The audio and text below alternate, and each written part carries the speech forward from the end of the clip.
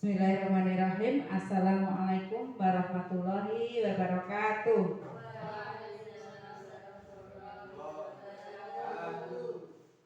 Alhamdulillah, alhamdulillahirabbil alamin. Wassalatu wassalamu ala asrofil anbiya'i wal mursalin wa ala alihi wa sahbihi ajma'in. Bapak dan Ibu guru SD Negeri Rejosari 02 dan SD Negeri Rejosari 01 yang saya hormati. Di sini saya mengucapkan terima kasih dan selamat datang di SD Negeri Rejosari 2 karena panjenengan semuanya sudah mau menyengkuyung program pendidikan guru penggerak di tempat saya di SD Negeri Rejosari 2 yang kebetulan saya Bu Sri Mariani itu menjadi calon guru penggerak angkatan 8 di tahun 2023 ini. Bapak dan Ibu guru yang terhormat, pertama marilah kita panjatkan puji syukur kita kehadirat Allah karena saat ini di tengah-tengah kesibukan kita, di tengah-tengah keaktifan kita masih sempat untuk saling berbagi ilmu, saling menyupport, saling memberikan penyemangat kepada teman-teman, terutama kepada saya, dan kita saling menggali ilmu bersama-sama. Sebelumnya saya nanti mohon maaf karena di sini saya juga baru tahap belajar. Mari kita nanti belajar bersama-sama. Nanti seandainya saat ini acara diseminasi budaya positif sekolah di calon guru penggerak angkatan 8 Jumat 21 Juli 2023 ini nanti akan membahas di pembelajaran modul 1.4. Jadi Bapak Ibu, di sini saya akan menyampaikan apa yang saya ketahui dan nanti semoga bisa bermanfaat untuk kita dan anak didik kita di sekolah kita ya. Yaitu pemahaman modul 1.4 tentang budaya positif. Bapak dan Ibu, agenda kita nanti hari ini ya, sebelum saya lanjutkan, apakah Bapak Ibu guru hari ini hatinya sedang bahagia atau bersedih? Bahagia, alhamdulillah. Apakah Bapak Ibu guru hari ini sedang sehat? Sehat, alhamdulillah. Sudah lapar karena sudah siang atau masih kenyang? Masih kenyang, alhamdulillah. Karena kebetulan kita tadi habis jalan-jalan. Tidak apa-apa Bapak Ibu guru, kostum kita hari ini pakai kaos olahraga, tapi kita tetap semangat karena kita harus menggunakan atau memanfaatkan waktu kita sebaik-baiknya Bapak Ibu guru, supaya kita lebih fokus. Sebelum dimulai ya di pembukaan ini, mari kita tepuk semangat bersama-sama dulu. Tepuk semangat.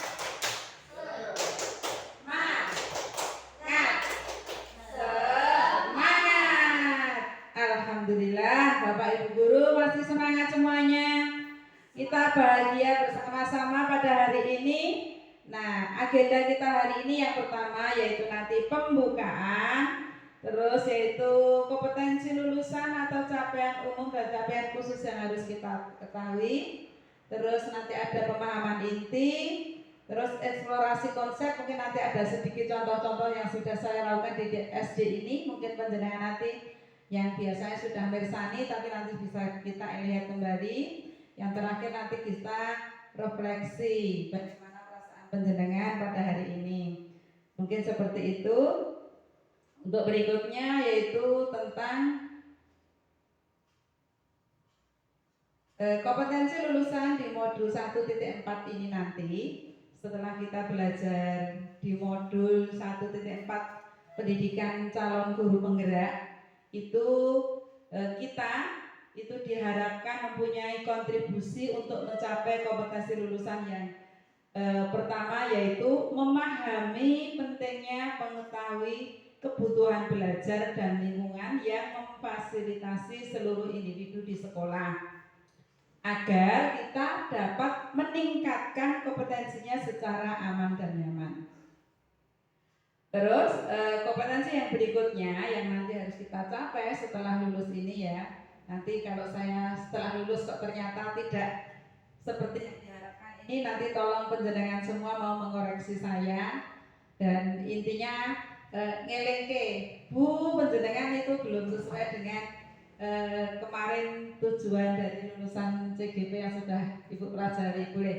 Yang kedua yaitu guru penggerak itu atau mampu menggerakkan komunitas sekolah untuk bersama-sama mengembangkan dan mewujudkan visi sekolah yang berpihak pada murid dan berlandaskan nilai-nilai kebajikan universal.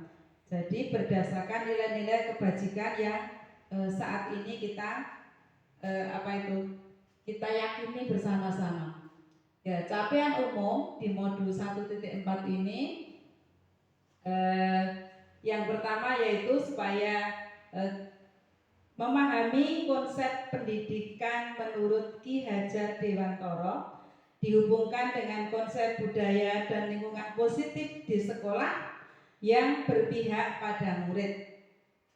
Yang kedua yaitu melakukan evaluasi dan refleksi tentang praktik disiplin dalam pendidikan Indonesia secara umum untuk mendapatkan pemahaman baru mengenai konsep disiplin positif untuk menciptakan murid dengan profil pelajar Pancasila. Yang berikutnya yaitu memahami peran sebagai guru untuk membangun budaya positif dengan menerapkan konsep disiplin positif dalam berinteraksi dengan murid. Jadi Bapak Ibu guru nanti diharapkan setelah belajar modul 1.4 ini saya sama penjenengan itu nanti mampu menjadi yang seperti ini. Jadi kita nanti paling tidak itu yang pertama itu kita mampu mendidik anak didik kita itu sesuai dengan kodratnya masing-masing. Jadi kita harus berpihak pada murid. Sampai di sini apakah penjenengan ada yang perlu ditanyakan atau sudah paham? Sudah ya, alhamdulillah. Nanti kita sambil belajar sedikit-sedikit ya. Untuk yang berikutnya Bapak Ibu nanti setelah kita belajar modul ini nanti yang pertama yaitu mendemonstrasikan pemahaman CGP mengenai konsep budaya positif yang di dalamnya terdapat konsep perubahan paradigma, stimulus respon dan teori kontrol. 3. Teori motivasi perilaku manusia, motivasi internal dan eksternal, keyakinan kelas, hukuman, penghargaan. 5. Kebutuhan dasar manusia. 5. Posisi kontrol guru dan segitiga restitusi. Bapak Ibu nanti ini yang capaian khusus yang harus kita pahami, kita dapatkan. Kalau kemarin itu yang harus saya dapatkan dari pembelajaran guru penggerak, nanti penjenengan setelah saya caosi desiminasi ini, saya berikan desiminasi, bukan penjenengan juga ikut mampu memahami tentang bagaimana konsep budaya positif. Jadi berikutnya yaitu menerapkan strategi disiplin positif yang memerdekakan murid untuk menciptakan ekosistem sekolah aman dan berpihak pada anak. Jadi nanti capaian yang khusus yang kedua yaitu sekolah kita. Jadi ekosistem di sekolah kita itu ekosistem yang aman dan berpihak pada anak. Walaupun selama ini kita sudah berusaha menjalani seperti itu, tapi nanti semoga dengan belajar di modul ini nanti bersama-sama dengan saya sesuai keminiman ilmu yang saya dapatkan, semoga nanti kita bisa menjadi yang lebih baik lagi ya. Yang berikutnya yaitu menyusun langkah-langkah dan strategi aksi nyata yang efektif dalam mewujudkan kolaborasi dengan seluruh pemangku kepentingan sekolah. agar tercipta budaya positif yang dapat mengembangkan karakter murid. Jadi nanti capaian khusus yang berikutnya, nanti kita harus mampu menyusun langkah-langkah di dalam aksi nyata, dalam kondisi yang sebenarnya. Itu kita bagaimana mewujudkan kolaborasi itu berarti kita harus mampu untuk bekerja sama, berkolaborasi dengan pemangku kepentingan sekolah. Jadi ya termasuk dengan Bapak Ibu Guru Kepala Sekolah, dengan Bapak Ibu Guru, dengan tenaga kependidikan seperti Bapak Penjaga Sekolah, atau bahkan dengan Bapak RT RW di sekitar kita, yang itu memang beliau-beliau itu kita jadikan rekan-rekan kita ya, sehingga budaya positif yang ada di sekitar kita itu, di lingkungan sekolah kita itu bisa tercapai. Apalagi kita harus berkolaborasi juga dengan komite sekolah yang nanti di dalamnya itu ada wali-wali murid yang memang tanpa kolaborasi dengan wali murid tidak mungkin itu budaya positif itu bisa tercipta di lingkungan sekolah kita. Yang capaian khusus yang berikutnya di modul 1.4 ini nanti yaitu bersikap reflektif dan kritis terhadap budaya di sekolah dan senantiasa mengembangkannya sesuai kebutuhan sosial dan emosional murid. Jadi ini nanti di tahap terakhir kita memang supaya mampu ya reflektif. Jadi kita reflektif itu menyesuaikan ya. Terus dan kritis terhadap budaya di sekolah. Jadi kita memang budaya sekolah kita itu bagaimana supaya menjadi budaya yang positif. Jadi tidak ada sesuatu yang negatif. Jadi kita berusaha sekolah itu menjadi betul-betul pusatnya untuk apa ya, senantiasa mengembangkannya sesuai dengan kebutuhan sosial dan emosional dari murid-murid kita. Jadi untuk berikutnya Bapak Ibu, yang pertanyaan pemantik nanti menurut penjenengan ya, ini penjenengan bisa menjawab setuju atau tidak setuju. Yang pertama, hukuman dapat mendisiplinkan anak. Menurut penjenengan coba tidak setuju? Tidak setuju. Bagus, tidak setuju ya. Hukuman dapat mendisiplinkan. Menurut penjenengan apa alasannya Bu? Kenapa tidak dapat mendisiplinkan anak? Biasanya itu anak hanya sebentar.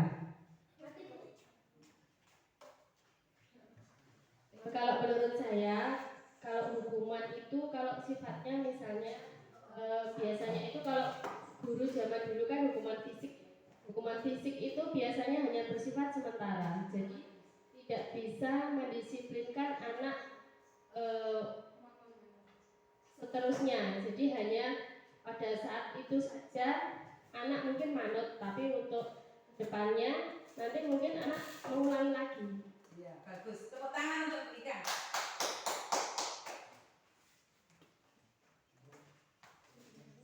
Iya, betul Bu Ika. Jadi seperti itu ya, kita punya pendapat. Ada pendapat yang lainnya? Sebentar ya, kita betulkan sebentar karena proyektornya kesenggol tadi.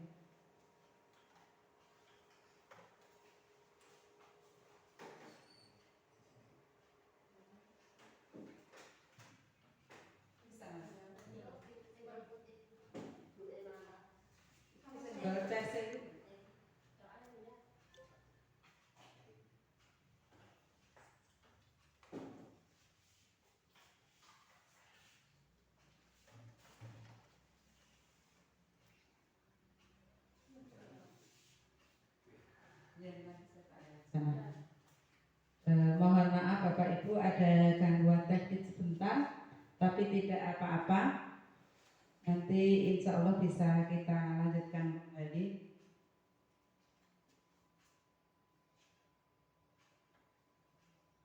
Sambil menunggu ini ya. Untuk yang pertanyaan romantik kedua, tadi bagus ya. Saya ulangi lagi.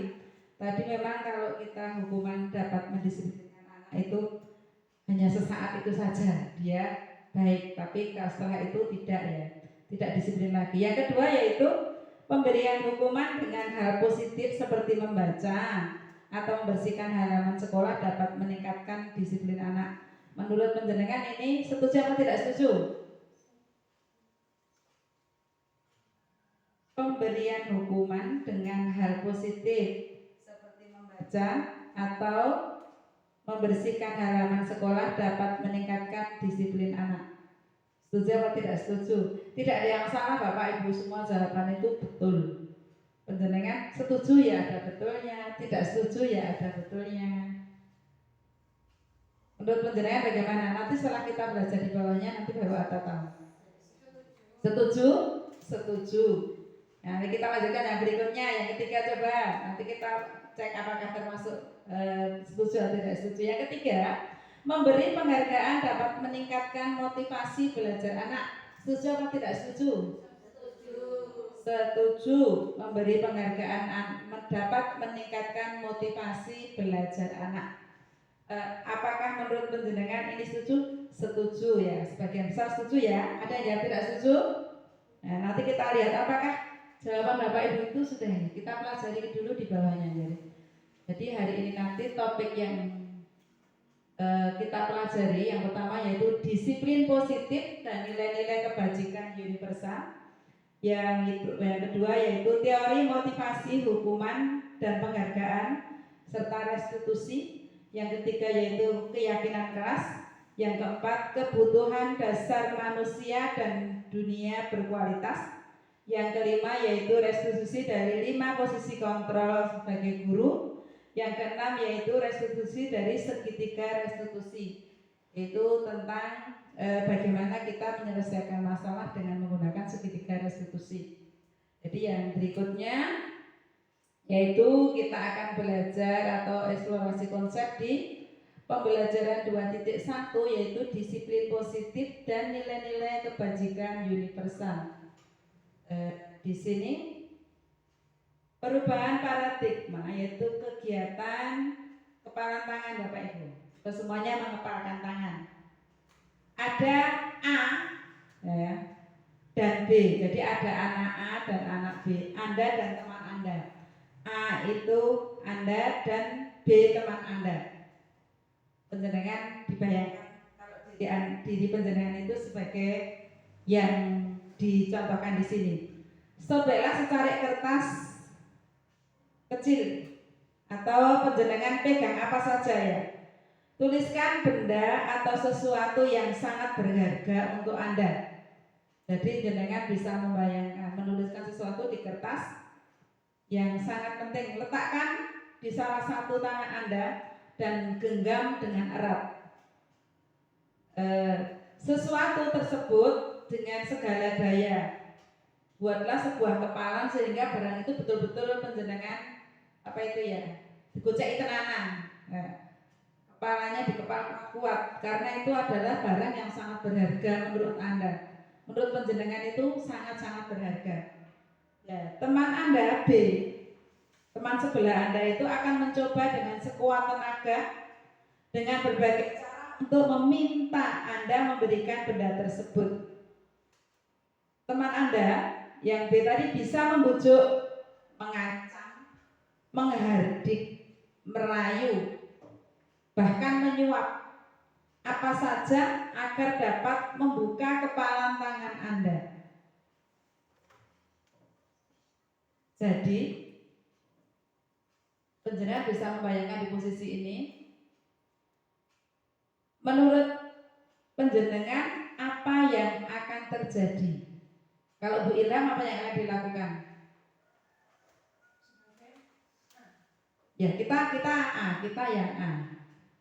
Jadi punya benda yang kita pegang kuat-kuat, tapi akan diminta dengan teman kita ini mencoba dengan sekuat tenaga dengan berbagai cara untuk meminta Anda memberikan benda tersebut. Bahkan dia membujuk, mengancam. Jadi dirayu, diancam, dihardik. Bahkan mampu dia menyuap kita supaya kita memberikan barang yang kita buat sebagai sesuatu yang sangat kita pegang tadi, kita amankan, kita jaga sekuat tenaga tadi. Apa yang akan terjadi menurut jenengan? Jenengan kasihkan tetap digenggam. Tetap digenggam. Kalau Putri, Pak Bu Ira tetap digenggam. Kalau Putri apa? Diberikan, dirayu, disuap padahal. Kalau Pak Rizal diapakan Pak Rizal? Tetap digenggam. Tetap digenggam. Bu Ira tetap digenggam. Alasannya apa Pak Rizal? Karena itu punya saya dan itu komitmen saya untuk mempunyai. Tadi orang lain tidak berhak untuk meminta kalau tidak dengan izin saya. Bagus. Pak Rizal itu sangat ini. Jadi itu sesuatu yang berharga untuk saya, walaupun dirayu, walaupun dikasih suap tidak akan diberikan. Kecuali kata Pak Rizal atas seizin Pak Rizal. Bagus ya. Jadi sesuatu yang kita punyai itu tidak akan bisa kita berikan tanpa seizin kita. Jadi boleh kita berikan ya. Itu jadi di sini maksudnya dari perubahan paradigma teori di sini seperti itu ya. Jadi ilusi dari teori kontrol ini atau teori pilihan ini yaitu ibaratnya ilusi seorang guru mengontrol murid. Yaitu ilusi bahwa kritik dan membuat orang merasa bersalah dapat menguatkan karakter. Yang berikutnya yaitu bahwa semua penguatan positif efektif dan bermanfaat. Terus ilusi bahwa orang dewasa memiliki hak untuk memaksa. Jadi seperti tadi kita tidak punya hak untuk memaksa. Jadi dari contoh tadi ya seperti kita pada murid itu hanya bisa mengontrolnya saja, tapi kita tidak dipunyai murid tadi tidak bisa kita minta, ibaratnya seperti itu. Kita ilusinya kontrol kita seorang guru kepada murid itu ya seperti yang Pak Rizal ngendika tadi, itu haknya murid. Jadi murid itu punya hak untuk untuk menggenggam keyakinannya. Jadi kita itu hanya sebagai pengontrol saja kepada murid itu. Jadi terus yang berikutnya yaitu kita kritik dan membuat orang merasa bersalah itu hanya bisa menguatkan karakter. Tapi karakter anak tetap akan seperti itu. Jadi tanpa seizin yang punya, maka dia tidak akan memberikan, dia tidak akan berubah. Jadi terus bahwa semua penguatan positif efektif itu sangat bermanfaat untuk anak dan kita sebagai orang dewasa itu seperti kita itu punya hak untuk memaksa. Jadi kayak awak dhewe karo murid teman sering memaksa. Wis kuwi lho, oke endang mlakune rada cepet, selak teman antri kan hanya memaksa. Seperti kita punya hak untuk memaksa anak. Padahal itu haknya anak mau seperti apa. Tapi kita kan memang punya hak untuk mengontrol saja. Tapi tidak berhak menentukan anak itu maunya seperti apa. Jadi kita harus ada di posisi sebagai sebuah kontrol ya. Jadi contohnya seperti itu tadi. Jadi di sini di perubahan paradigma stimulus respon teori kontrol atau teori pilihan. Jadi siapa sesungguhnya yang memiliki kontrol. Jadi di sini kalau stimulus respon itu kita mencoba mengubah orang agar berpandangan sama dengan kita. Itu maksudnya di sini orang itu anak didik kita ya. Jadi kita mencoba mengubah orang anak didik kita itu berpandangan sama dengan kita. Tapi menurut teori kontrol itu atau pilihan, teori kontrol itu pilihan ya. Itu kita berusaha memahami pandangan orang lain terhadap dunia. Jadi berbeda dengan yang ini. Terus kalau stimulus responnya kita maunya perilaku buruk dilihat sebagai suatu kesalahan. Itu stimulus respon yang kita ini ya. Tapi menurut teori kontrol itu semua perilaku itu memiliki tujuan. Jadi walaupun kita menyatakan salah, belum tentu itu salah, karena semua apa yang dilakukan anak didik kita itu memang punya tujuan. Jadi kita memang harus sejalan, jadi harus memahami di sini. Makanya kita kalau dikembalikan ke awal itu kita harus berpusat pada murid seperti itu. Yang berikutnya, orang lain bisa mengontrol saya. Itu kan menurut stimulus respon. Tapi menurut teorinya hanya Anda yang bisa mengontrol diri Anda. Jadi hanya saya, seperti Pak Rizal tadi, hanya saya yang punya bisa mengontrol diri saya sendiri. Jadi hanya Anda sendiri yang bisa mengontrol diri Anda sendiri. Sesungguhnya orang lain itu tidak bisa mengontrol diri Anda sendiri. Diri Anda. Gitu. Yang berikutnya, saya bisa mengontrol orang lain. Itu karepe kita. Kayak kita di rumah sebagai seorang istri karepe iso mengontrol suami kita. Dikon ngalor-ngalor, dikon ngidul-ngidul, iso mengontrol anak kita. Maunya bisa seperti apa yang kita mau, bisa mengontrol mertua kita. Mertuai kudune ngene-ngene karo mantune, maunya mengontrol seperti itu.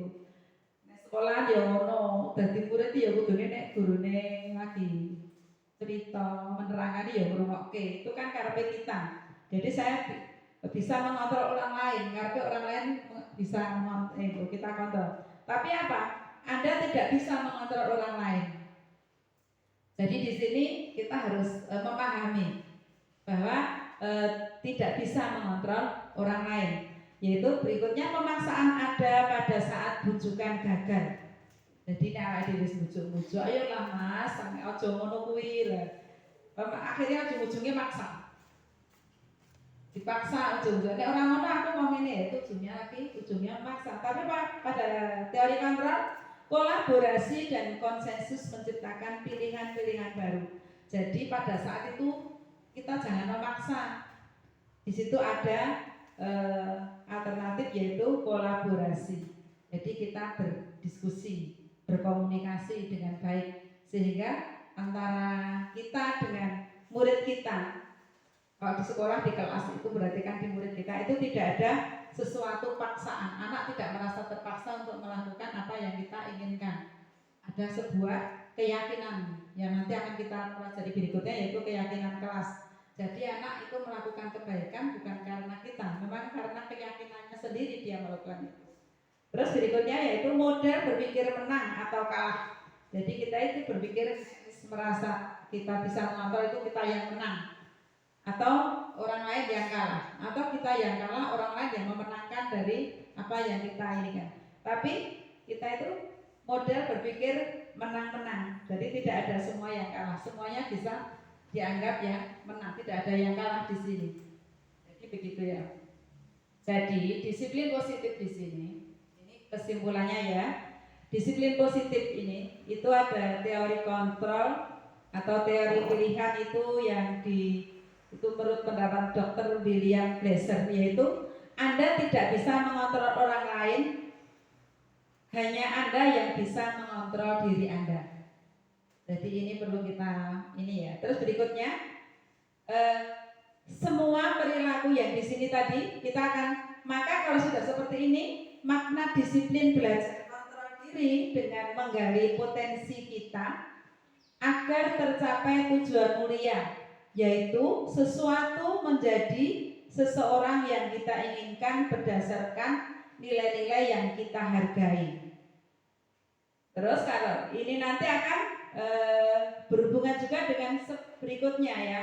Kalau dari teori kontrol yang semua perilaku memiliki tujuan, itu merupakan teori motivasi ya, teori motivasi.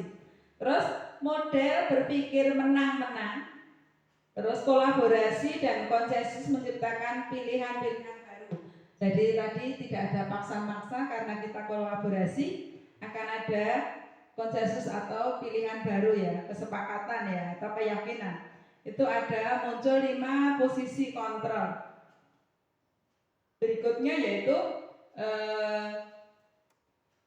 kebutuhan kita berbeda. Kita berusaha memahami pandangan orang lain tentang dunia. Setiap orang itu memiliki gambaran yang berbeda-beda. Jadi tidak ada yang sama antara yang satu dengan yang lainnya. Di sini akan muncul kelima kebutuhan dasar manusia. Jadi Bapak Ibu, dari 5 kebutuhan dasar manusia ini tadi ya, yang pertama kebutuhan manusia itu ada bertahan hidup. Yang kedua yaitu adanya penguasaan, ingin berkuasa. Terus kita itu punya kebutuhan dasar kasih sayang dan rasa diterima. Terus ada kesenangan dan ada kebebasan. Jadi di sini nanti akan berhubungan dengan berikutnya, yaitu berhubungan dengan segitiga restitusi, yaitu yang pertama nanti akan kita bahas sisanya adanya menstabilisaskan identitas. Itu nanti kalau akan kita pelajari berikutnya. Nanti dari 5 kebutuhan dasar nanti itu dibutuhkan dari sini, dari permasalahan yang dimunculkan untuk menghargai diri sendiri, maka akan timbul nilai-nilai keyakinan kebajikan universal. Dari nilai kebajikan universal maka akan muncullah keyakinan kelas. Keyakinan kelas itu sesuatu kebajikan-kebajikan yang sudah menjadi keyakinan kelas itu dan menjadi keyakinan masing-masing individu yang ada di kelas itu. Dan di situ nanti apabila ada sesuatu permasalahan, maka akan diselesaikan dengan segitiga restitusi. Jadi di situ ada kita menstabilisaskan identitas, terus adanya validasi kebutuhan, terus ada menanyakan kembali keyakinan kelas yang ada. Jadi nanti kita akan ada contohnya ya di situ. Terus untuk yang dari sini itu tentang teori motivasi. Itu motivasi itu ada 2, yaitu motivasi intrinsik dan ekstrinsik. Kalau ekstrinsik itu yaitu untuk menghindari hukuman, dan kedua itu untuk mendapatkan imbalan. Jadi itu motivasi dari luar. Ekstrinsik itu motivasi menghindari hukuman dan untuk mendapatkan imbalan atau hadiah. Jadi seseorang melakukan itu bukan karena keyakinannya, ya hanya karena itu. Kalau udah yakin itu seperti Mas Rizal tadi, dia berpedoman teguh dengan apa yang dia inginkan. Kalau bukan dia seikhlasnya tidak akan melakukan itu ya. Berikutnya yang ketiga yaitu intrinsik, itu jadi motivasi untuk menghargai diri sendiri. Jadi kalau sudah punya keyakinan itu sudah tidak terpengaruh dari siapa-siapa. Dia memang melakukan itu untuk dirinya sendiri. Seperti penjenengan yang biasa lakukan ya, berangkat dari dalam yang rumahnya jauh sekali sama rumahnya yang dekat. Kalau motivasi itu dari diri sendiri tidak akan merasa berat. Sampai sini 6:30 malah saya disalib sama Mas Rizal tadi. Ya apa-apa itu. Berarti kan memang motivasinya itu dari dirinya sendiri. Bukan kok karena nanti aku toko sekolah kok enggak ketok telat karo masyarakat, enggak ketok elek karo guru liyane. Enggak ada seperti itu. Itu udah motivasi dari ekstrim. Tapi kalau dari dirinya sendiri, ya dia ngebut itu memang punya dari dirinya sendiri keyakinan saya harus sampai sekolah tepat pada waktunya sebelum jam masuk. Jadi seperti itu. Jadi kembali ke diri sendiri ya. Jadi intinya nanti kita punya motivasi intrinsik itu di tujuan akhir di sini ya. Terus apakah makna disiplin itu di sini? Tadi ya, kelanjutan dari materi tadi. Makna kata disiplin itu berasal dari bahasa disiplina yang artinya belajar. Makna asal monggo. Mas Rizal mau izin, kita izinkan karena ini kebetulan hari Jumat. Jadi mohon maaf Pak Rizal karena rumahnya agak jauh, sangat jauh ya. Waktunya nanti nggak cukup untuk mengejar waktu sholat Jumat. Jadi Bapak Ibu nggak apa-apa, kita seadanya dulu, kita lanjutkan.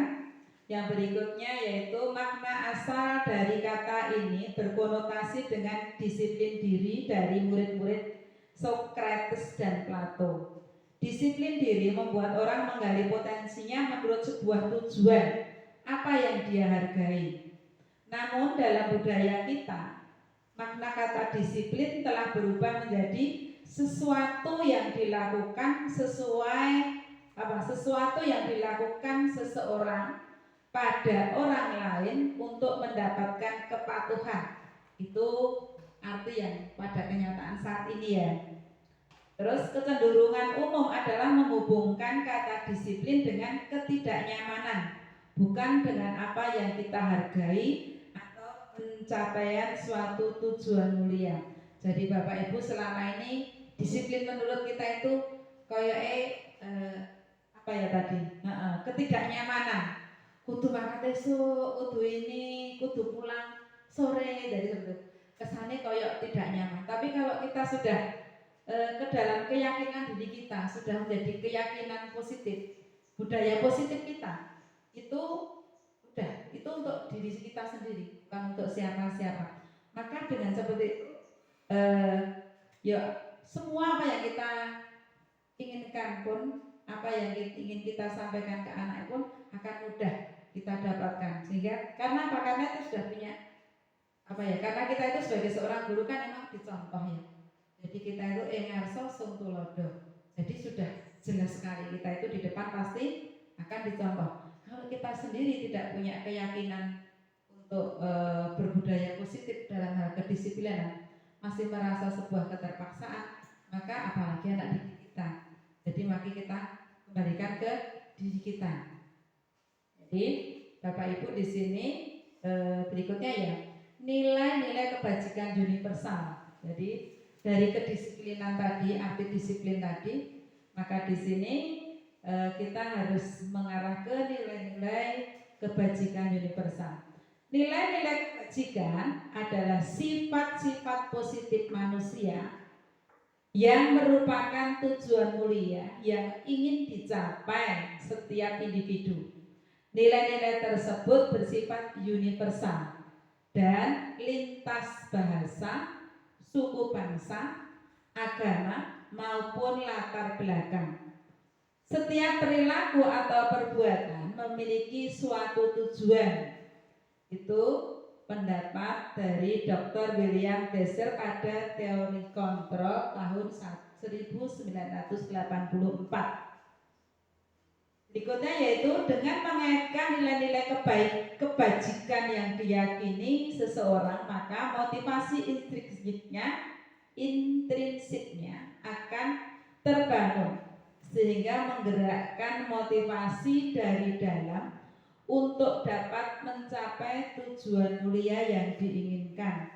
Itu menurut Dione Goosen tahun 1998. Terus nilai-nilai kebajikan yang ingin dicapai oleh setiap anak Indonesia kita kenal dengan profil pelajar Pancasila. Itu ada 6. Yang pertama yaitu beriman, bertakwa kepada Tuhan Yang Maha Esa dan berakhlak mulia, mandiri, bernalar kritis, berkebinekaan global, bergotong royong, dan kreatif. Jadi ini adalah nilai-nilai kebajikan yang akan kita capai, yang akan anak didik itu kita didik supaya menjadi anak yang mempunyai nilai-nilai kebajikan seperti ini, menjadi keyakinannya dalam diri mereka masing-masing. Jadi sebelum anak didik kita, otomatis kita sendiri sebagai seorang guru itu Bapak Ibu, maka kita berusaha untuk mampu mempunyai nilai-nilai ini di dalam diri kita. Jadi semoga kita bisa ya. Kalau saya tidak bisa nanti tolong panjenengan ingatkan, karena kita saling bersinggungan setiap hari. Mbok menawa namanya manusia itu ada apa ya, naik turun, kadang tertib banget, kadang lagi males atau ada apa. Jadi tolong diingatkan.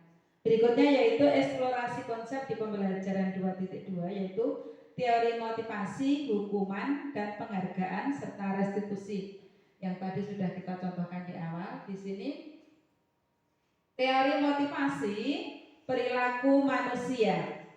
Yang pertama yaitu motivasi eksternal, yaitu untuk menghindari ketidaknyamanan atau hukuman apa yang akan terjadi apabila saya tidak melakukannya. Jadi seperti itu. Yang pertama yaitu itu masih eksternal. Apa yang terjadi kalau seandainya saya datang ke sekolah telat? Oh, raiso pinjer. Bahasanya seperti itu. Itu baru motivasi eksternal. Tapi alhamdulillah untuk sekolah kita aman Bapak Ibu. Kita sudah terbiasa. Sehingga insya Allah sudah menjadi motivasi internal kita.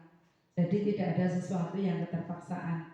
Jadi ada kata seperti itu, apa yang terjadinya? Yang kedua yaitu motivasi eksternal lagi, yaitu untuk mendapatkan imbalan dari orang lain atau institusi. Apa yang akan saya dapatkan apabila saya melakukannya? Jadi kadang kita itu mengajar.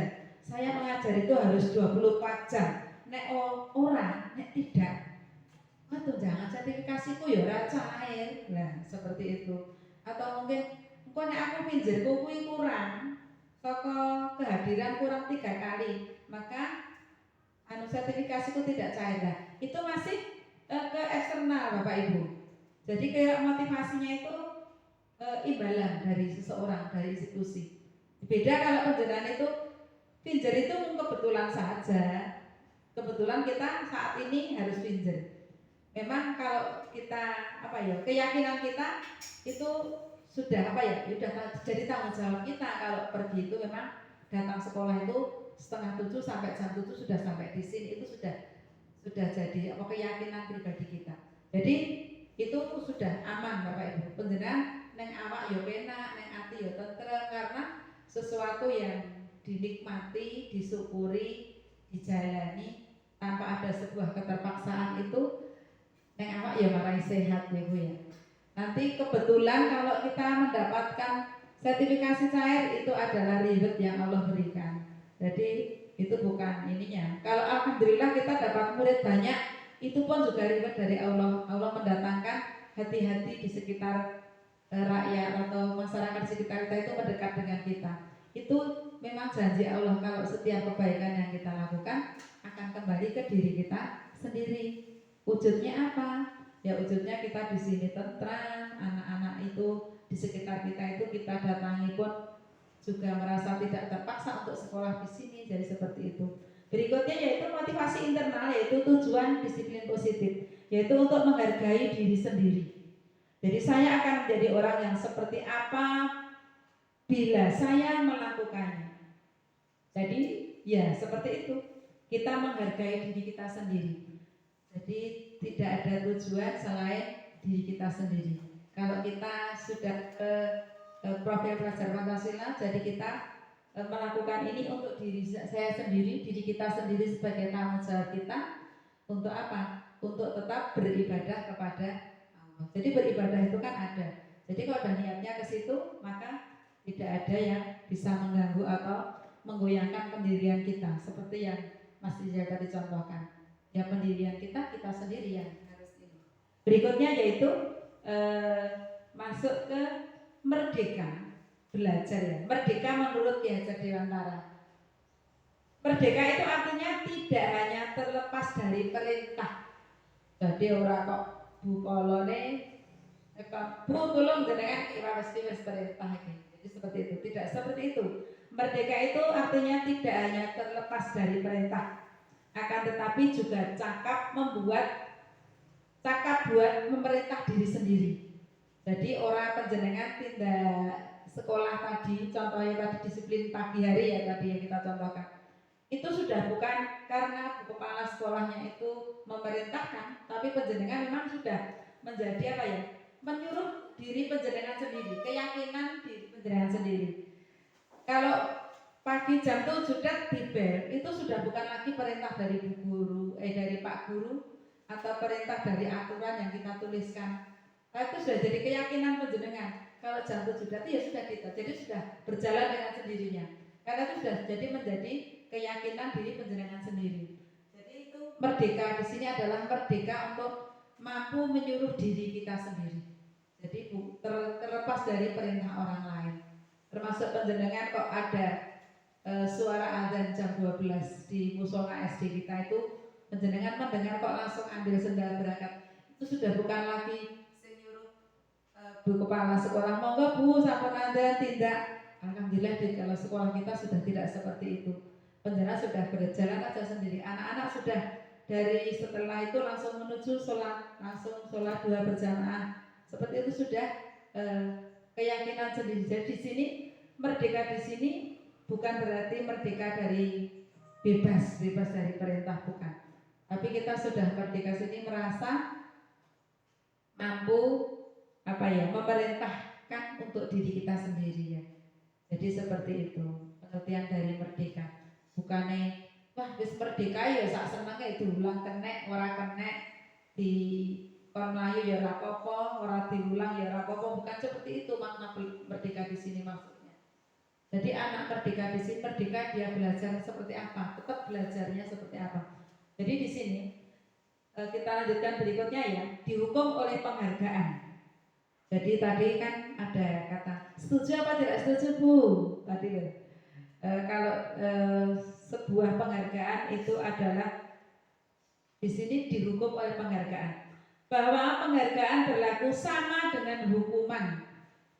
Dalam arti meminta atau membujuk seseorang melakukan sesuatu untuk memenuhi suatu tujuan tertentu dari orang yang meminta atau membujuk. Dorongannya eksternal dan akan ada faktor ketergantungan. Beberapa dampak dari pemberian penghargaan itu berdasarkan pendapat Alfikon tahun 1993. Pengaruh jangka pendek dan jangka panjang. Terus penghargaan menghukum, penghargaan mengurangi ketepatan, penghargaan tidak efektif, dan penghargaan itu bisa merusak hubungan. Ini bisa kita contohkan. Misalnya di dalam ruang kantor, Bu Ika datang pagi, Bu Isna datang pagi. Kebetulan tadi saya nggak lihat datangnya Bu Ika. Bu Isna tak beri terima kasih ya Bu, ini hanya terima kasih ya Bu sudah datang pagi, itu penghargaan saya ke Bu Isna. Bu Ika mendengar, artinya kalau aku mau ya teko esok ya rati kayak rati hargai. Jadi itu manusiawi. Jadi penghargaan itu kadang bisa merusak hubungan sehingga Bu Ika jadi hubungannya kurang baik. Jadi penghargaan seperti itu. Aku mau ya teko esok ora ketok wae karo buke. Dadi buke sing diucapi mung Mbak Isna aku ora diucapi. Nah, jadi seperti itu. Penghargaan itu kadang bisa merusak hubungan. Jadi kita bisa memberikan penghargaan tapi dalam konten-konten tertentu. Tidak semestinya dalam setiap saat itu harus ada penghargaan. Penghargaan itu bagus, tetap harus kita berikan. Jadi berikutnya ya, nanti waktunya tidak cukup. Ternyata banyak ya. Dihukum oleh penghargaan. Contohnya penghargaan menurunkan kualitas. Penghargaan bisa mematikan kreativitas. Penghargaan bisa mengurangi motivasi intrinsik. Bisa menurunkan kualitas. Kenapa Bapak Ibu? Jadi penjenengan itu nek ora dihargai wis sak-sake. Tapi karena ada penghargaan, aku tenanan iki. Jadi kualitasnya kurang maksimal. Karena adanya kita mengejarnya ke penghargaan, masih ke ekstrinsik. Terus berikutnya, penghargaan itu mematikan kreativitas. Jadi nek orang yang penghargaan tidak mau berkreatif. Misalnya kita biasanya itu di kelas itu anak-anak itu kita ajarkan banyak anak-anak itu berkreasi membuat ini itu. Karena ada rasa tidak ada penghargaan maka tidak diajarkan kreatif. Orang nek lomba ya rasa diulang iki. Misalnya seperti itu. Jadi tidak seperti itu Bapak Ibu. Jadi memang kita kadang penghargaan itu bisa mematikan kreativitas itu seperti itu. Seharusnya kita terlepas dengan merdeka tadi, tanpa adanya penghargaan atau tidak ada penghargaan, kita tetap belajar untuk selalu berkreativitas apapun itu bentuknya. Karena apa? Karena memang tujuan kita tadi untuk menghargai diri kita sendiri. Kita sendiri sebagai seorang guru itu mampu menghargai diri kita seperti itu. Kita menunjukkan ke diri kita sendiri bahwa saya itu seorang guru yang betul-betul berprofesional dan seorang guru yang berkualitas, seorang guru yang berkreativitas, dan itu pun muncul dari diri kita sendiri, untuk diri kita sendiri. Jadi seperti itu ya. mengurangi motivasi intrinsiknya. Jadi kalau ada penghargaan kudune mawi sakjane aku ki ora usah Bu iki ora usah datang gitu. Kok matur nuwun Bu rasa nghargai ngono jare kula ki ya ora apa-apa Bu. Dadi ngurangi motivasi saya jadi seperti itu. Jadi contohnya ya simpel seperti itu. Jadi bentuk program kebajikan apresiasi ya. Bentuk program kebajikan apresiasi dalam memberikan apresiasi atau pengakuan perlu diingat beberapa hal, yaitu beri pengakuan secara khusus. Jadi secara khusus ya, secara pribadi. Terus beri pengakuan kepada semua murid satu kelas. Jangan kalau kita tetap memberikan apresiasi itu kan sama dengan penghargaan kepada murid, kepada anak didik kita. Kalau Bapak Ibu kepala sekolah mungkin kepada Bapak Ibu guru, itu tetap kita berikan secara khusus. Jadi secara khusus ojo krungu koncone. Mungkin pas lagi linggih bareng karo anak si A ngomong, matur nuwun nggih Bu, jenengan niku sampun membantu sangat lagi. Jadi dalam bincang-bincang sama anak-anak juga seperti itu. Makasih ya Le, kamu tadi belajar dengan bagus. Terima kasih ya. Tapi kadang itu perlu kita sembunyikan dari teman yang lainnya. Posisi sedang sendiri-sendiri itu kita tetap membisikkan ke anak-anak itu sebuah motivasi, sebuah penghargaan. Terima kasih kamu tadi sudah duduk rapi, sudah belajar dengan betul. Jadi kita tetap memberikan penghargaan seperti itu.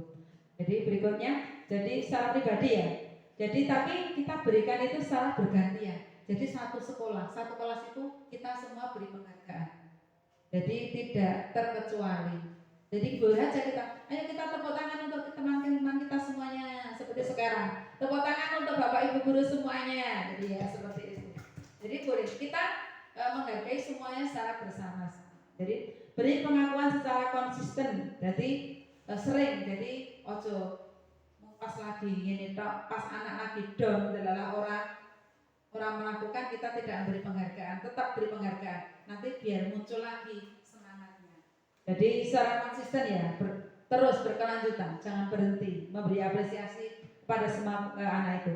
Fokus pada proses. Jadi jenengan kalau melakukan sesuatu fokuslah pada proses, bukan pada hasil. Jadi di sini kita lanjutkan.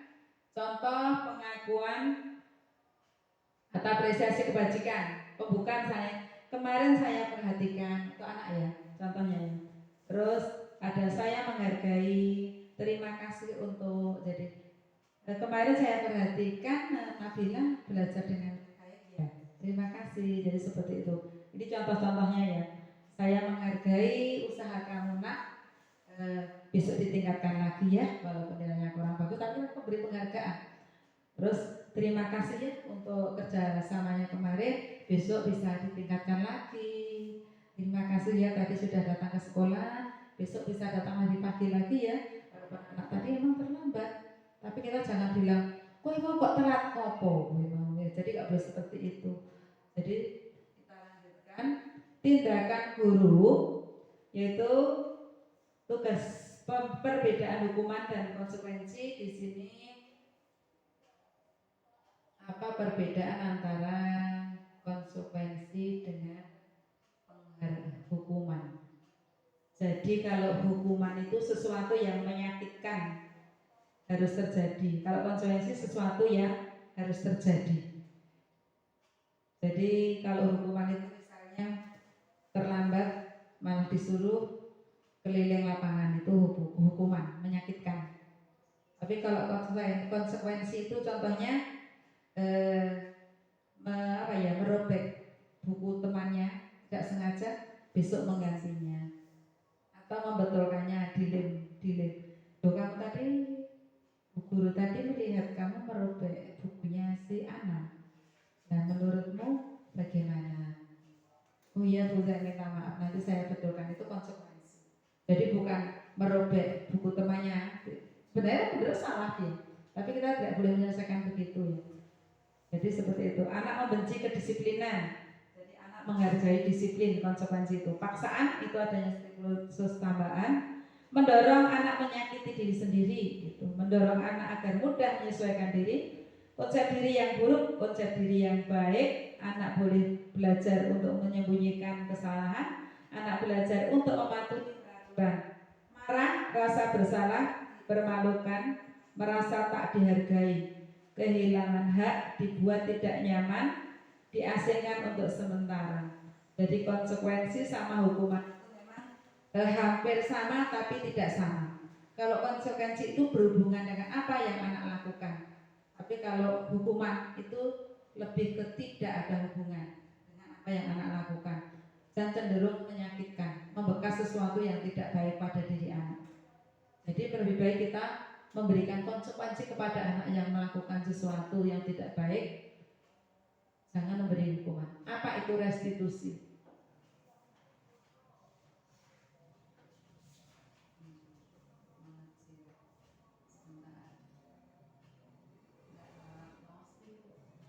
Restitusi, apa itu restitusi? Restitusi adalah proses menciptakan kondisi bagi murid untuk memperbaiki kesalahan mereka sehingga mereka bisa kembali pada kelompok mereka dengan karakter yang lebih kuat.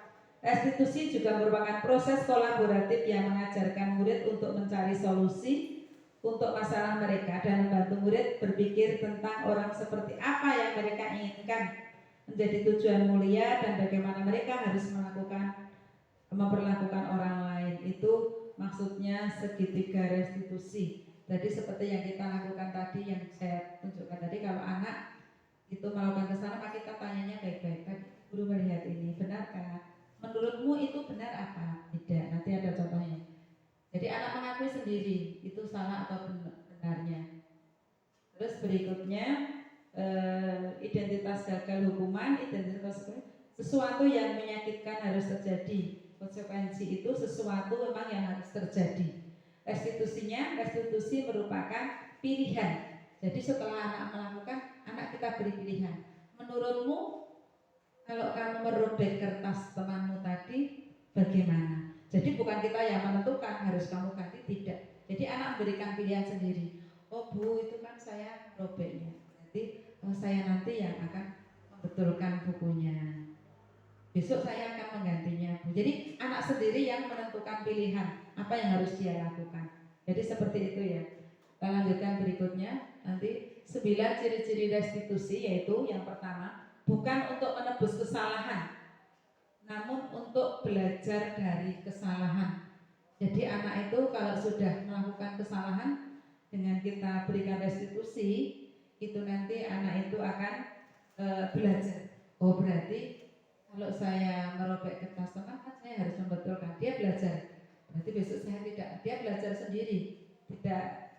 Tidak hanya menebus kesalahan saja. Yang kedua yaitu memperbaiki hubungan. Jadi dia dengan temannya tidak ada sakit hati karena si korban juga sudah terini dan termaafkan, yang melakukan kesalahan pun sudah memperbaikinya. Jadi memperbaiki hubungan keduanya. Yang ketiga yaitu adalah tawaran, bukan paksaan. Jadi anak itu melakukan tidak dengan paksaan. Yang keempat yaitu restitusi menuntun untuk melihat ke dalam diri anak. Yang kelima, restitusi mencari kebutuhan dasar yang mendasari tindakan. Jadi kamu tadi kok melakukan itu kena apa? Jadi kita tanya kebutuhannya itu apa? Oh ternyata dia itu tadi kurang kasih sayang, kurang kita perhatikan. Jadi kita melihat kebutuhan anak. Tadi kok sempat merobek buku koncone, kita harus melihat kebutuhan dasar anaknya. Anaknya ini butuh apa dari kita. Jadi kita harus paham begitu. Terus berikutnya adanya cara yang paling baik untuk menyelesaikan masalah. Terus fokus pada karakter, bukan pada tindakannya. Terus fokus pada solusi, apa yang harus solusinya apa? Jangan melihat kesalahannya tadi. Kan sudah terjadi kesalahannya, bukunya robek. Jadi yang kita cari solusinya, penyelesaiannya. Terus mengembalikan murid yang berbuat salah pada kelompoknya. Jadi dikembalikan, jadi mereka akan menerima. Sampai di sini ada pertanyaan Bapak Ibu Guru? Menurut penjenengan sudah? Sampun? Sudah paham? Insyaallah kita bisa menyelesaikan, menerapkan di kelas ya. Kita lanjutkan lagi. Baru sampai kelima, keyakinan kelas, yaitu mengapa kita tidak membuat peraturan saja. Mengapa harus membuat keyakinan kelas? Jadi mengapa kita memiliki peraturan harus menggunakan helm bila mengendarai kendaraan roda 2? Itu peraturan atau keyakinan. Peraturan Bu, peraturan. Kalau peraturan itu ada biasanya untuk dilanggar ya. Kalau kita tidak pakai helm berarti dicekal polisi. Tapi kalau kita sudah menjadi keyakinan kita pakai helm kenapa? Karena untuk diri kita sendiri. Untuk apa? Betul, untuk keselamatan. Jadi seperti itu ya. Jadi keyakinan itu lebih setuju untuk keselamatan kita. Mengapa kita memiliki peraturan 3M? Itu menggunakan masker, mencuci tangan, dan menjaga jarak 1,5 meter. Itu peraturan. Tapi keyakinan kita apa? Melindungi diri dari untuk kesehatan, ya, melindungi dari penyakit. Jadi kalau ada keyakinan itu, orang enten peraturan ditulis di mana-mana 3M nggak apa-apa, kita sudah melakukan itu. Sudah jaga jarak, sudah pakai masker, sudah tidak merasa terpaksa. Dan lanjut ya. Berikutnya di sini kesimpulannya Bapak Ibu dari peraturan kelas yang kita buat. Masuk jam 7, pulang jam sekian, belajar ini, maka itu sudah kita tinggalkan, kita arahkan ke keyakinan. Anak lebih meyakini saya akan masuk kelas jam ini. Jadi keyakinan anak sendiri. Kamu inginnya masuk kelas jam berapa? Kamu inginnya belajar seperti apa? Nanti kita buat seperti itu, keyakinan kelas. Kalau dengan teman, kita kan peraturannya tidak boleh ramai di dalam kelas. Nanti kalau dengan keyakinan kelas, maka anak-anak akan berkata, kita akan saling menghargai di dalam kelas. Beda rasanya dengan menuliskan kata-kata tidak boleh ramai di dalam kelas. Tapi anak-anak itu akan lebih terasa yakin dengan saling menghargai teman di dalam kelas. Sehingga dia menghargai Bapak Ibu gurunya ketika mengajar, dia perhatikan karena dia punya keyakinan di dalam kelas itu harus menghargai apa yang terjadi di dalam kelas itu. Jadi tidak ada lagi anak sengeram, karena itu keyakinan kelas. Dari keyakinan kelas tadi, maka akan ada lingkungan positif. Karena kita sudah ada keyakinan dari kelas kita masing-masing, maka kita bersatu di sekolah ini, maka akan ada lingkungan positif. Kenapa lingkungan positif? Karena ada keyakinan tadi, contohnya tadi dari disiplin pagi hari tadi. Setiap anak kelas itu sudah ada peraturan keyakinan kelasnya. Keyakinan kelas kita masuk kelas jam sekian dan yakin dengan dirinya, maka akan ada lingkungan positif saja. Datang lingkungan sekolah kita akan jam segitu sudah mapan dengan sendirinya, sudah tidak membutuhkan peraturan sekolah lagi, sudah ada yang namanya keyakinan sekolah. Jadi akan ada seperti itu terus, sehingga sekolah kita itu akan menjadi satu kegiatan utuh, namanya budaya positif. Jadi Bapak Ibu di sini nanti yang mana yang merupakan keyakinan kelas dan yang bukan. Kalau yang kiri atau yang kanan? Kalau yang kiri itu kesepakatan kelas, kode-kode kesepakatan kelas loh. Yang keyakinan yang mana itu? Kalau yang kiri, datang tepat waktu mengucapkan salam. Kalau yang kanan, kami guru dan murid yang saling menyayangi. Sebelah sana. Yang kanan.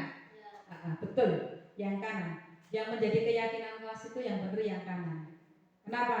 Karena melakukan itu bersama-sama. Kami guru dan murid saling menyayangi. Maka di dalam kelas tidak akan ada yang bertengkar antara anak itu.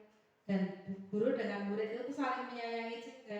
Jadi tidak ada rasa ini. Terus ini kami murid yang semangat belajar. Orang ini paksaan lagi.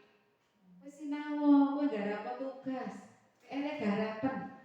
Orang ini kene peraturannya di sini aktif dalam pembelajaran. Orang perlu ada kata-kata harus aktif dalam pembelajaran. Anak-anak sudah punya keyakinan. Keyakinan apa? Mereka punya keyakinan akan kami murid yang semangat belajar. Sudah seperti itu namanya keyakinan kelas. Jadi kegiatan pendalaman keyakinan kelas itu bisa diwujudkan dalam tabel Y atau tabel T ya di sini. Yang di sini yang Y itu terlihat, terdengar dan berperilaku.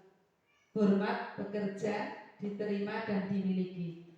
Jadi kegiatan dalam pendalaman keyakinan kelas itu kita menggunakan tabel T dan tabel Y. Kalau tabel Y itu terlihat berempati terhadap perasaan orang lain, memegang barang milik orang lain hanya dengan izinnya. Seperti tadi, harus dengan seizinnya. Tidak diizinkan, tidak. Mendengarkan dengan seksama, senantiasa berbuat baik. Terus berbagi itu terlihat oleh mata kita.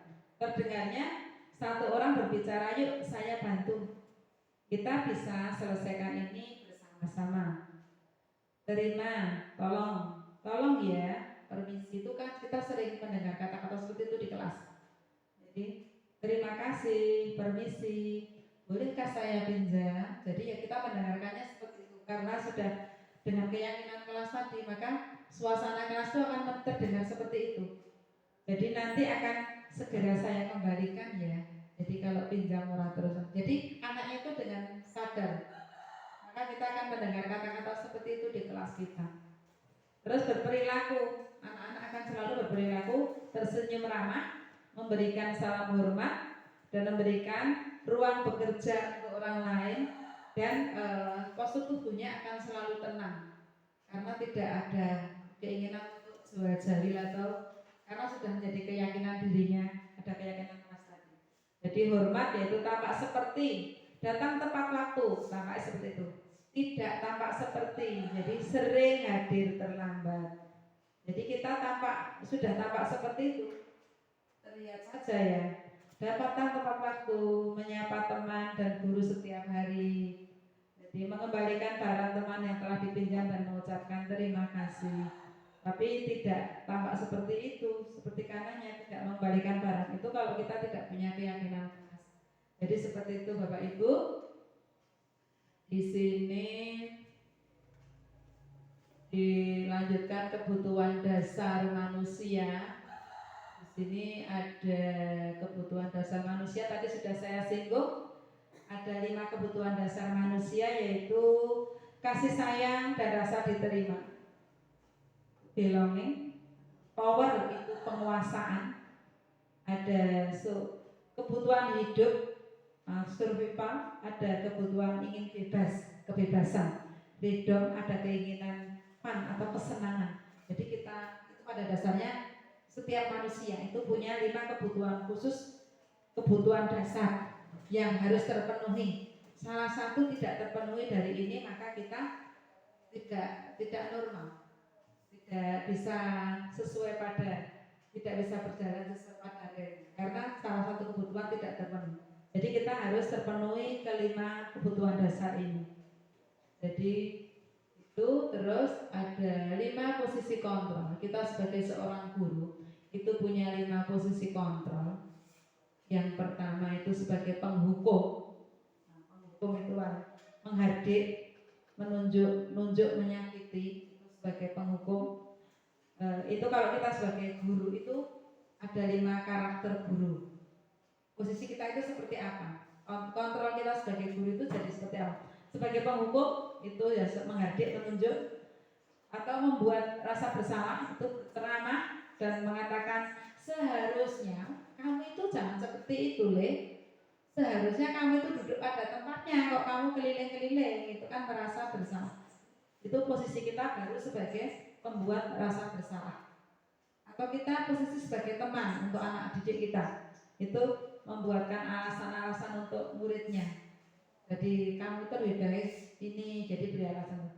Atau kita memantau, kita menghitung dan mengukur, memantau saja. Dan yang terakhir itu manajer itu mengajukan pertanyaan-pertanyaan yang sesuai yang dibutuhkan anak. Di sini kita seharusnya itu mampu menjadi seorang manajer bagi anak-anak didik kita. Jadi kita hindari kalau bisa, kita tinggalkan posisi kita sebagai penghukum, membuat rasa bersalah anak itu kita buang jauh-jauh. Jadi kita ke arah manajer. Seandainya masih mampu sebagai teman atau pemantau, kita belajar bersama-sama supaya menjadi seorang manajer, mampu menjadi manajer untuk anak didik kita ya. Di sini ada penjelasannya. Di sini saya bukan untuk bergerak di sini. Peraturan pemantau konsekuensi diberi hadiah. Jadi kalau ada peraturan, kita masih di posisi pemantau. Kita memberikan konsekuensi atau memberi hadiah, itu masih di posisi pemantau. Tapi kalau kita sudah di manajer itu, maka di kelas kita itu ada nilai-nilai atau keyakinan kelas, dan kita itu sebagai manajer, dan kita itu hanya berusaha mengarahkan dan memperbaiki apa yang ada di kelas kita. Jadi itu Bapak Ibu. Berikutnya itu segitiga restitusi. Di sini tadi saya akan berikan contoh bagaimana penyelesaiannya. Di sini validasi kebutuhan ya. Kamu tentu punya alasan mengapa melakukan itu validasi kebutuhan. Tapi yang pertama kita lakukan adalah menstabilitaskan identitas dulu. Jadi setiap orang pasti pernah melakukan. Jadi kita kalau anak kita melakukan kesalahan, setiap orang pasti pernah melakukan kesalahan. Nah, guru juga pernah melakukan kesalahan. Jadi anak itu orang tidak merasa kalau dia yang salah. Jadi menstabilitaskan identitas. Kamu bukan satu-satunya anak yang pernah melakukan kesalahan. Guru juga pernah melakukan seperti ini. Jadi seperti itu. Terus kita tanya lagi berikutnya. Kamu tentu punya alasan mengapa kamu melakukan itu. Ya tadi contohkan merobek kertas tadi. Adakah cara yang lebih baik untuk mendapatkan apa yang kamu butuhkan? Nah, selain merobek kertas, jadi seperti itu. Anak kadang dia lebih tahu ya. Nanti dia akan menjawab. Dia itu punya alasan mengapa melakukan merobek kertas itu tadi. Terus kita arahkan ke anak-anak itu, kita ingatkan. Kamu tahu kelas kita punya keyakinan kelas, kesepakatan yang menjadi keyakinan kelas kita apa nak? Anak pasti akan menjawab. Kelas kita itu saling menghargai Bu, menjaga kebersihan kelas Bu. Jadi kalau anak membuang, kalau kamu tadi membuang buku sperma di dalam kelas, berarti kamu tadi melakukan nilai-nilai keyakinannya bagaimana? Jadi anak akan tahu, oh berarti saya melanggar keyakinan kelas saya. Baik Bu, saya akan. Jadi kalau anak kita arahkan sendiri. Jadi kamu sebaiknya bagaimana kalau keyakinan kelasmu itu harusnya menjaga kebersihan kelas. Anak akan menjawab sendiri, bukan kita yang menentukan. Dia punya pilihan. Ya Bu, besok saya kalau buang buku sperma saya akan buang di kelas. Jadi seperti itu. Begitu Bapak Ibu, saya kira sudah cukup di sini. Sini ya. Apa nilai yang kita percaya di kelas, nilai-nilai apa yang telah kita sepakati tadi sudah kita ajarkan. Refleksi Bapak Ibu, sebelum refleksi, di sini saya akan menunjukkan untuk penjenengan apa yang sudah kita lakukan di kelas kita. Contoh ya, di sini kegiatan pertama, kasus pertama. Ketika saya sedang mengajar di kelas, saya melihat ada seorang anak yang sedang asik bermain kertas, dibuat mainan pesawat terbang dan diterbangkan. Padahal anak-anak yang lain sedang berdiskusi. Anak tersebut bernama Alvin. Tanpa Alvin sadari, ada salah satu temannya yang bernama pesawat. Temannya terkena pesawat. Tapi kemarin di sekolah kita itu bukan Alvin. Alvin yang nama lainnya adalah ini ya, Randy ya, Alvin Randy. Ini tindakan indisipliner. Jadi dia melakukan tidak disiplin dengan keyakinan kelasnya. Dia membuat pesawat pada saat bermain di kelas. Padahal kita itu di kelas itu kebetulan kita punya kesepakatan kelas atau keyakinan kelas 4 itu salah satunya itu ada nilai daftar kebajikannya, ada nilai-nilai kebajikan yang sudah ditentukan. Jadi adanya disiplin, tanggung jawab, kebersihan, jujur, sopan santun, menghormati, menghargai, peduli, komitmen, keselamatan itu sudah jadi kesepakatan kelas di kelas 4 ya. Terus saya kemarin itu akan melakukan penyelesaian masalah itu dengan segitiga resolusi. Maka kemarin si Randy itu saya panggil dan ini bentar, saya contohkan.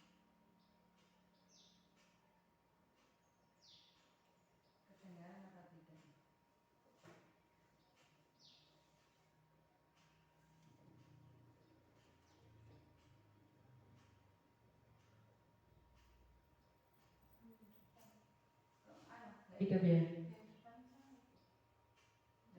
Ini.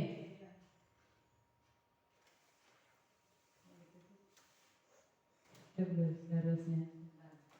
Hidup ya. Hidup ya. Ini yang ini tidak pada saat saya menstabilitas identitas, menstabilkan identitas, validasi tindakan yang salah, dan menanyakan keyakinan yang Randy lakukan.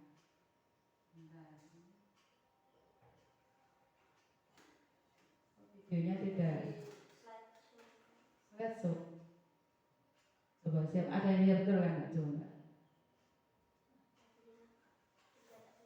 Coba tolong Mbak. Tolong Bu Ika, bisa nggak? Seharusnya biasanya di bawahnya sih.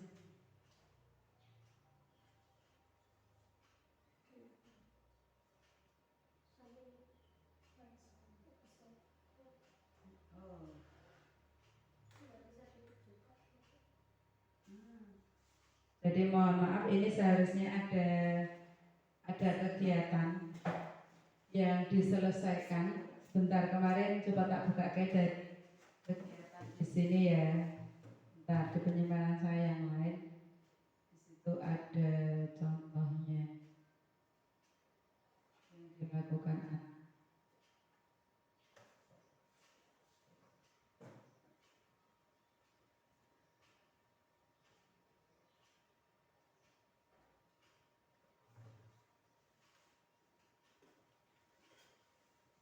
Semoga tidak keliru ya.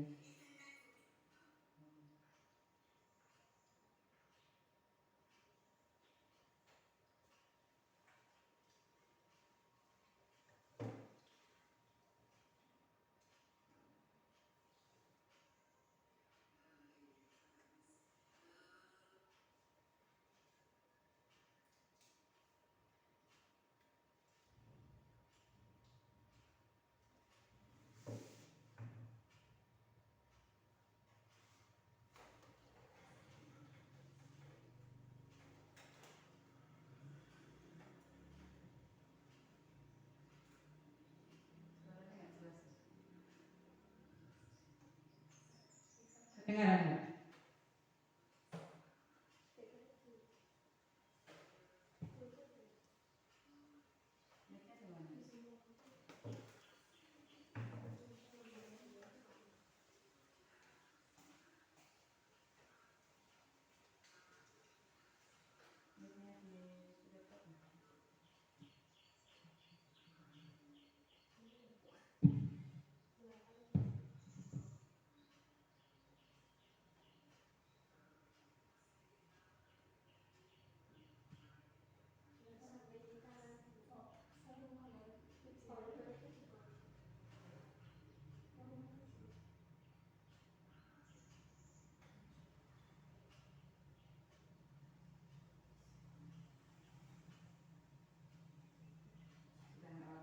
Jadi ini contohnya, ini kemarin saya mau melakukan segitiga restitusi pada anak, tapi suaranya kurang kedengaran ya, kurang keras ya. Ini speakernya di laptop tuh yang mana ya?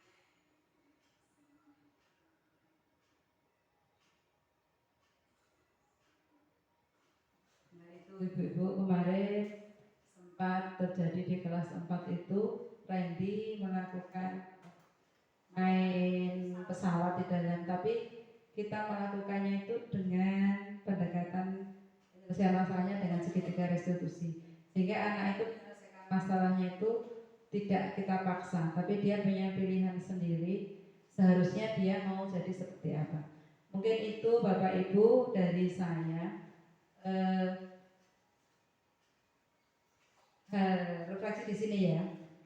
Coba penjenengan baru apa yang mengubah paradigma saya dan apa yang saya dapatkan. Coba Bu Ilham, menurut penjenengan apa dari refleksi hari ini? Yang jawab nomor 1. Ada 4 nomor ya, nanti 1 orang 1. Monggo, Bu Ilham nomor 1. Penjenengan dapatkan hari ini apa? Yang saya dapatkan hari ini, Ditingkatkan berapa? yang saya dapatkan hari ini, saya mendapatkan pembelajaran tentang tadi yang tentang budaya positif. Budaya positif yang harus diciptakan di SD Negeri Rejosari 2. Dimulai dari yang tadi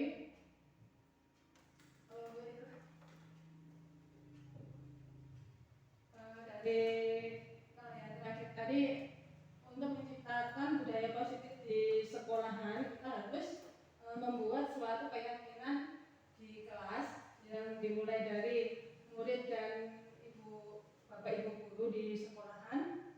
Kalau sudah terjadi keyakinan, adanya keyakinan di kelas, itu nanti akan menciptakan lingkungan yang positif. Jadi lingkungan yang sudah positif itu nanti akan otomatis menjadi budaya yang positif. Tepuk tangan untuk Mira. Terima kasih Bu Ilham. Jadi itulah yang kita dapatkan hari ini. Yang kedua, perasaan apa yang muncul selama mengikuti sesi ini, khususnya mengenai makna disiplin dan motivasi intrinsik. Siapa nggih? Bu Isna apa Bu Ika? Apa Putri dulu? Monggo Bu. Ya, Putri dulu. Ya, dalam mengikuti acara ini, perasaan apa yang muncul selama mengikuti sesi ini, khususnya mengenai makna disiplin dan motivasi intrinsik. Perasaan saya ya sangat tergugah untuk melaksanakan bagaimana saya nanti menghadapi anak dan memberi motivasi intrinsik tersebut. Jadi menurut saya sendiri, perasaan saya ini mendapat banyak masukan, banyak motivasi untuk menghadapi semua anak yang berbeda apa itu tingkah lakunya. Jadi bisa menerapkan atau memberikan sesuatu kepada anak didik itu sesuai dengan kebutuhan anak itu sendiri. Begitu menurut saya, Bu. Ya, terus tepuk tangan. Monggo langsung saja ke Bu Ika apa Bu Isna. Yaitu peran Amon seperti apakah yang saya telah lakukan selama mengikuti modul ini. Jadi menurut penjenengan modul ini seperti itu. Kira-kira jenengan pernah melakukan apa di kelas? Yang sudah pernah jenengan lakukan sebagai seorang guru yang seperti apa? Pernah saya lakukan di kelas itu. Yang pernah saya lakukan di kelas seperti yang dijelaskan di modul ini tadi. Untuk tahun kemarin itu saya sudah melakukan kesepakatan kelas. Jadi secara tidak langsung saya sudah melakukan keyakinan kelas. Kesepakatan bersama anak didik saya di kelas 5. Untuk selanjutnya tentang modul berapa tadi yang itu seperti kasusnya Mas Randy tadi, itu yang sudah saya lakukan itu tidak langsung menegur anak di depan teman-temannya, tetapi dengan cara menasehati anak itu sesuai dengan kesepakatan kelas yang sudah dituliskan di kelas. Terima kasih Bu Ika. Berikutnya yang refleksi terakhir, yaitu saya akan jadi among yang seperti apakah setelah mengikuti modul ini. Saya ingin menjadi seorang guru yang seperti apakah setelah mengikuti desiminasi hari ini. Monggo Bu. Pertanyaan keempat, saya akan menjadi among yang seperti apakah setelah mengikuti modul ini. Nah, dari yang paparan pertama tadi tentang budaya positif, insya Allah saya akan berkeyakinan pada sendiri akan melaksanakan apa yang menjadi budaya positif di sekolah kita yang kemarin-kemarin sudah kita laksanakan. Semoga kedepannya itu akan semakin baik lagi. Kemudian untuk yang